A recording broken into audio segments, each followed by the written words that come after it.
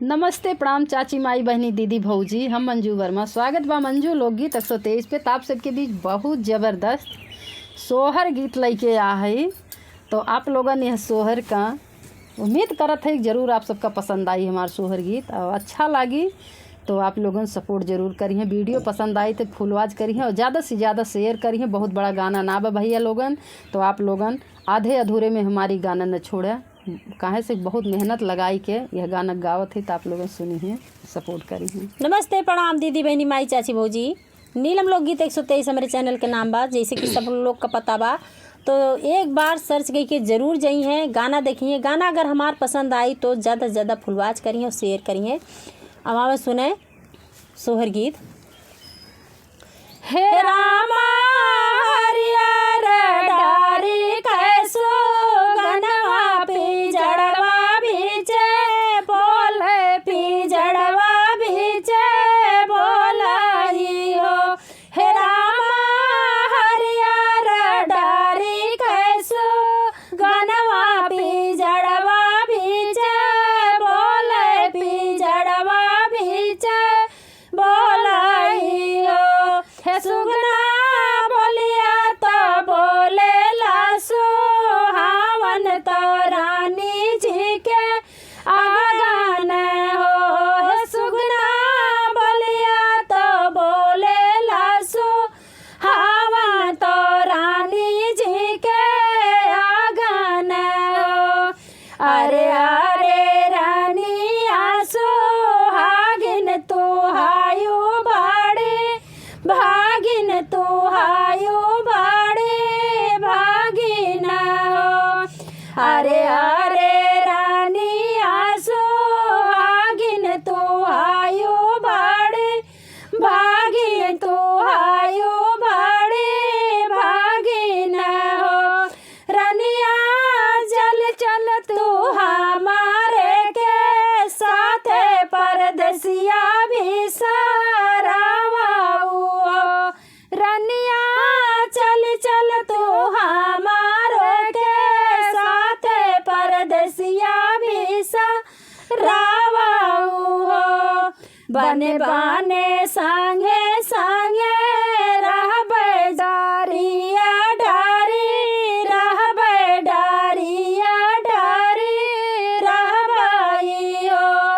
बने बाने संगे संगे रहबे डारिया डारी रहबे डारिया डारी रहबाई हो। रनिया यमवा खियैबे बड़ी मीठी मिलिया खटा लोसी मिलिया खटा लोसिया हो। रनिया यमवा खियैबे बड़ी मीठी मिलिया खटा लोसिया हो। कितनी बाचान रौनी रनिया जहर बोलिया बोले जहर बोलिया बोलाई हो।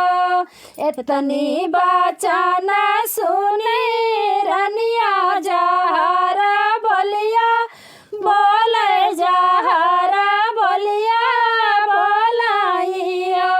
सुगना चुप रहा ऐसे नहीं बोला बिरहा नहीं बोलाऊ हो। सुगना चुप रहा ऐसे नहीं बोला बिरहा नहीं बोलाऊ हो। सुगना जब यारे आई है परदेसिया तो तुम्हें मारा वही आई तो है मारा वही आई हो। सुगना जब मोरे आई है परदेसिया तू आई मारा वही है तू आई मारा वही आई हो। सुगना एक बरस दुई बीतती सर बरस बीताई हो। सुगना एक बरस दुई बीत